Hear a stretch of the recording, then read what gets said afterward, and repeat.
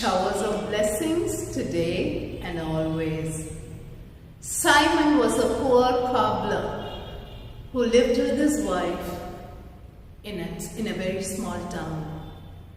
One day Simon's wife told him that there was absolutely no money even for their next meal.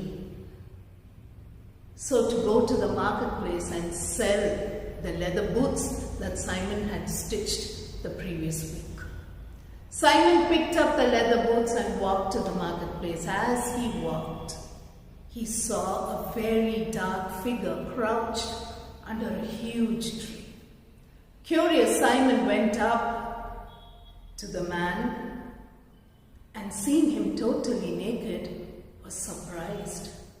Instantly, Simon removed his coat and gave it to him and gave him the leather boots to wear too.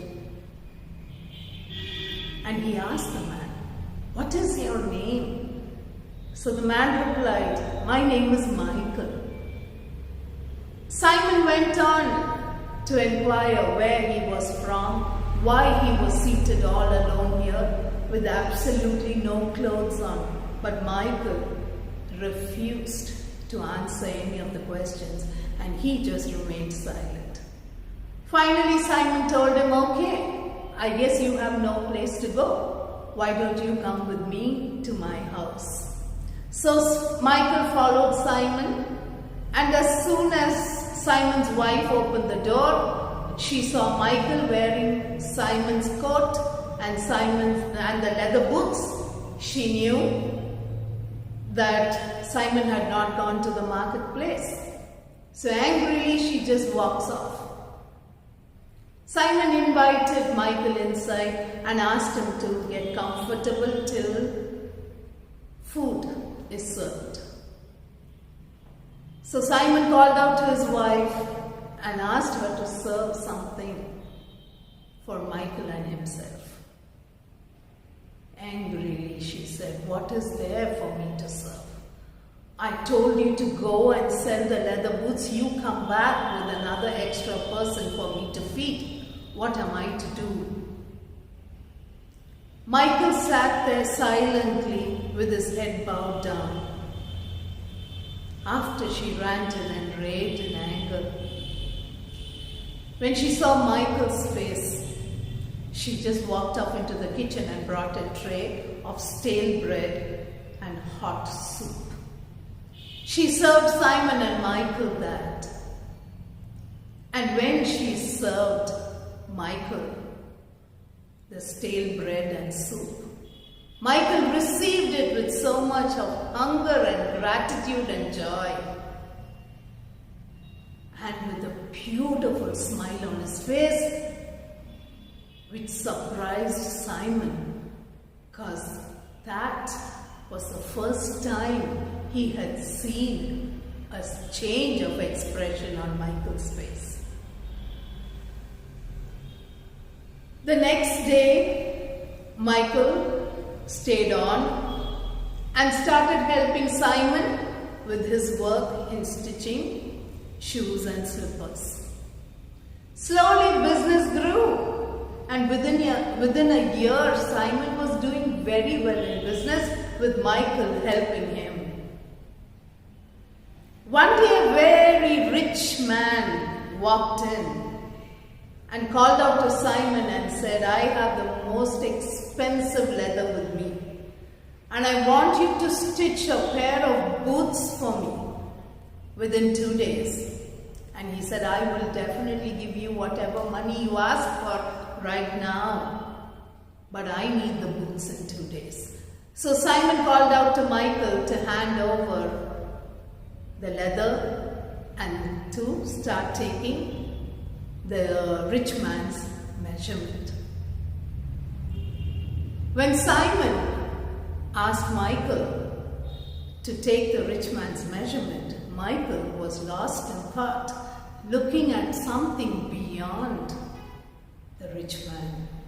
And he had the most beautiful smile, which Simon was seeing for the second time. Then Michael continued to take the measurement And the rich man paid them handsomely, and he said he'll be back in 2 days to collect it. As the rich man was leaving, he bumped his forehead on the doorway and cursed and walked to his car. Next morning, Simon asked Michael to start working on the rich man's slippers. And Michael said, "It's already done." Simon was surprised and asked him, "Show it to me." And when Michael showed him, Simon realized that they were just ordinary slippers and not what the rich man had ordered. Simon was very angry and disappointed and worried what answer he would have when the rich man came for his shoes. So he shouted at Michael and said, "How could you do this? You were there when the rich man demanded a pair of boots." Michael never answered but just continued with his work, which angered Simon even more. Just then there was a knock at the door, and there stood the rich man's servant. Simon was a bit worried on what to answer. Before he could ask, the servant said, "My master passed away last night, so we don't need the boots anymore. We just need ordinary slippers for his funeral." Simon, though surprised, handed over the slippers that Michael had already stitched. Years rolled on, and after 8 years, a lady walked into Simon's shop with 2 young girls, twins, and asked for 2 pairs of shoes. And Simon noticed that one of the girls, she was a bit lame in one of her legs. As Simon was taking the measurement for their shoes, she asked the lady, "What happened? What happened to this child? Why is her leg so?" So the lady said, "These are not my children. I had adopted them. My husband and my son passed away. And when I lost them, it was nearly at the same time when the mother of these girls too passed away. When she rolled over and died, she fell on one of their foot, and that's why that little girl's foot was slightly disfigured." The minute she said, "I had adopted these 2 girls," Michael was seen smiling the 3rd time.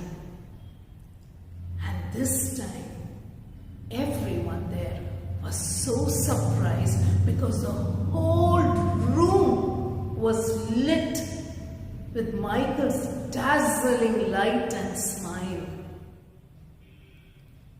And when Simon turned around to look at Michael, he could see Michael had grown 2 huge wings, and he stood an angel there. Simon was surprised and he said, "Oh my God, Michael, you're an angel.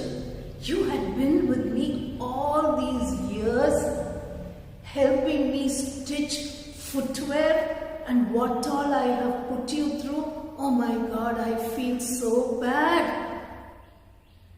Michael smiled and said, "I was punished by God, and I was sent to earth to get the answers for 3 questions. And God told me that I could return to heaven only after I had got the answers for the 3 questions. And that I received it all in your house, Simon. The first question, God said, What is the innate quality of man? And that, I know, is empathy. When your wife served me bread and soup, though she was angry, though she was upset, and though there was hardly any food in the house, she still had the heart to serve me supper that day. So whatever the case may be, however hard-hearted or angry a person may be, empathy is a beautiful seed that is there in every human being. The second question was, what is it that man never knows?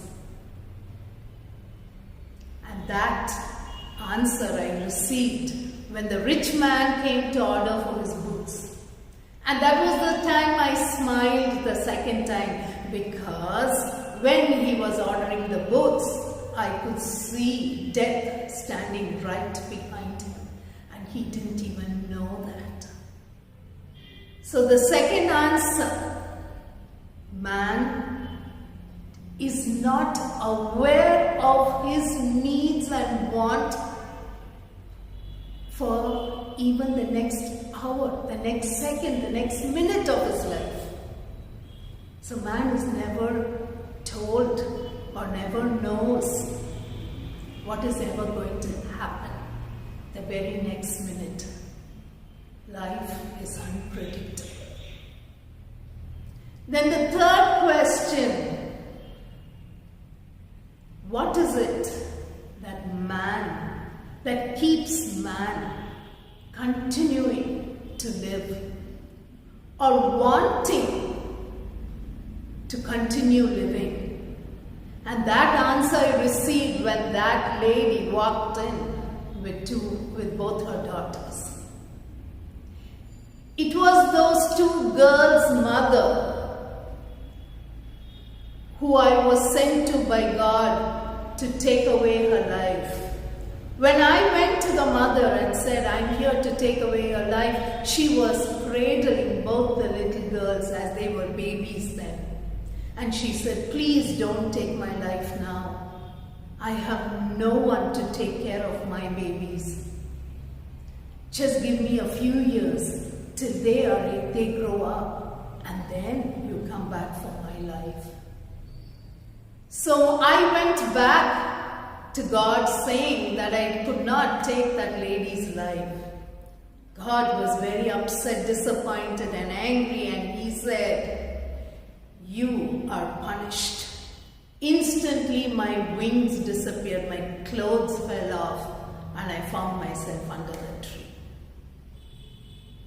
And God had told me that I should find the answer for the three questions that come back. And the third question, however dark life may seem, God will definitely place a ray of light somewhere in that darkness.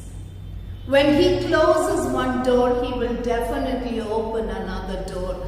But the problem is that we human beings keep looking at the closed door, that we fail to see the door that is opened with new beginnings for us. So Michael said, man has that hope and that love and compassion in him. Somehow, even in his darkest hour, something or somebody gives him that hope and faith to continue living, like how this lady, when she lost her husband and child, these two girls were a ray of hope for her to continue living. With that, Michael disappeared. This was a very profound story. It moved me very deeply. This story was written by Leo Tolstoy. What Men Live By.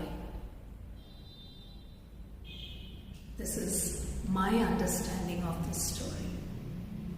We are all born with the seed of empathy within us. And we never know what is going to happen the very next second in our life, because life is so unpredictable. And however dark things may look, there will always be that ray of hope that keeps nudging us to continue living. This story brought an immense change to my heart. I'm sure it will bring a change to yours too.